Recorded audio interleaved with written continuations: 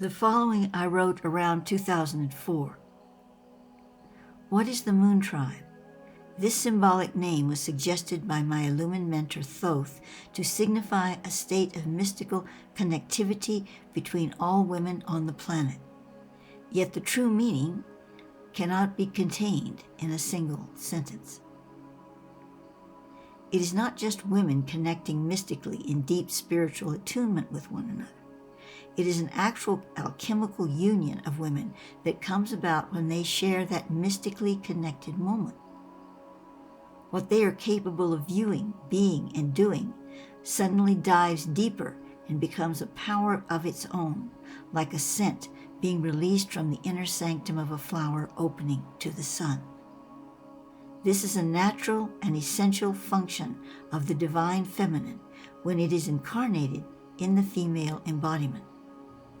It is the greatest gift a woman gives to the earth and to her human race. It is even greater than the gift of birthing life. For human life could not come from her womb without the fluid alchemy of her spiritual union with the feminine current of the earth, where, at her side, all her sisters are also dipping into the well. From the phases of the moon, women not only receive the blood for growing life, but the blood consciousness that extends their mystical being into past and future generations.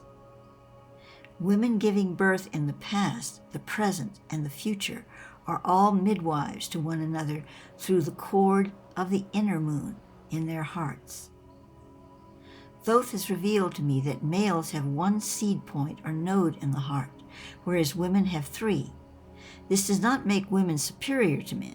It merely is a necessary difference, just like the other necessary differences between men and women. 2 of the nodes or poles in the female heart form a resonating cavity between the 2 that holographs the Gaia field. Thoth refers to the 3rd female heart node as the diaton, or heart moon. It allows the female to become the vessel, not only for a child, but for the perpetuation of the creatrix current through the species. One could symbolically see the creatrix as a giant woman sitting on a simple throne with many children of all races on her lap and climbing up and down her skirts. Around her seated form is a circle of women, again from all races, ages, and creeds. These females contain a clay vessel from which they are continually pouring at her feet and into the earth the essence from their moon hearts. Thus, even females who have never borne children, who are not yet experiencing moon cycles or have left those cycles behind, are still part of the Moon Tribe, for they are all born with and will leave this life with the moon heart inside them. I now quote from a UCLA study on friendship among women by Gail Berkowitz. In it she states, "It seems that when the hormone oxytocin is released as part of the stress responses in a woman, it buffers the fight or flight response and encourages her to tend children and gather with other women instead.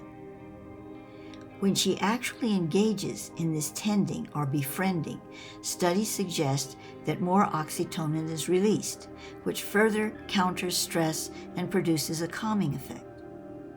This calming response does not occur in men," says Dr. Klein, "because testosterone, which men produce in high levels when they are under stress, seems to reduce the effect of oxytocin.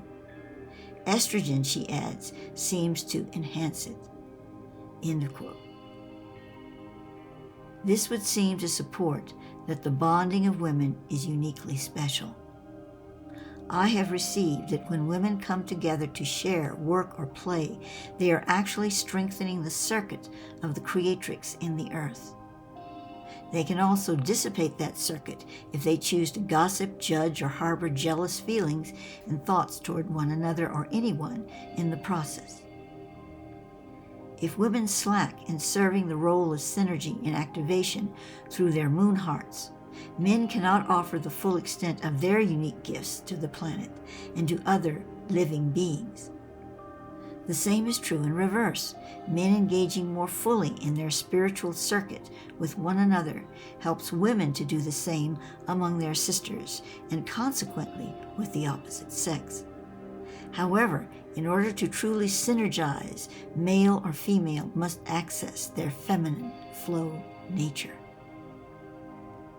When we seek to know the moon heart, we must come to place our ear upon the bosom of the mother incarnate. In the beat of the mother's heart, so the child is synchronized to its universe. The beat of the female heart carries the charge of the moon heart in concert with the other two nodes, creating a holy trinity of dimension in the natural rhythms of the child in the womb and suckling at her breast. More than anything else, the divine feminine incarnate in the female body is a living conduit through her moon heart to create and sustain bridges of light between times, spaces, and dimensions. Her incarnated form in these realms respond by offering their gifts for humanity back across that bridge. In this dimension or electromagnetic zone of the planet, this exchange is largely an unconscious one, greatly hindered by various factors in our world environment and in the interior environment we create for ourselves. It has become my personal revelation that the three-pole Gaia and moon heart combination was the central mystery of the divine feminine as it was known, perpetuated, and symbolized in Lemuria, Atlantis, and in the women's groves and temples of Great Britain, Egypt, and other locales on the planet just after the Atlantean deluge. I believe that if small groups of women come together energetically and in agreed communion to synergize and work with their Gaia fields and moon hearts, and this includes intentional communion with groups of women in other earth dimensions of past, present, and alternate, that a major shift can take place in the balancing of the male-female poles in the planet and in the world consciousness. This shift would positively affect both sexes and indeed all living things and the environment in which they exist. I see Gaia herself as an incarnated being, much like my image of the mother with the children climbing upon her skirts and upon her lap. We, as the wise women who circle her and pour out the elixir of our moon hearts at her feet, create holy ground for the future generations of this planet. Now, as I read this to you in 2023, it becomes clearer to me how important it is that women go a notch further in their communion with one another and Gaia. There's so much distraction for both men and women at this time, and it muddies the waters in regard to relationship between the sexes and relationship between the individual and their inner self. This is not just about women. Men have such an important role in the world. They always have, but now more than ever. Yet in order for them to create the path they so greatly desire in their inner hearts and souls, to better this planet and to move forward with light and life, they must go deeper into acknowledging their own connection to the divine feminine, not just in another human being, primarily in themselves first, because all men and women have the ability and the natural need to connect inwardly with the opposite polarity. We contain it. Women contain the male polarity. Men contain the female polarity on the higher level, on the etheric level.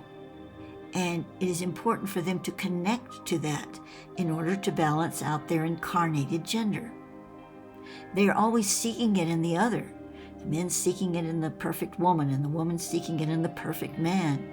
And this is where the conundrum lies, because they have to seek it and find it to a substantial degree within themselves before they can attract, maintain, and uplift a relationship with the sacred other.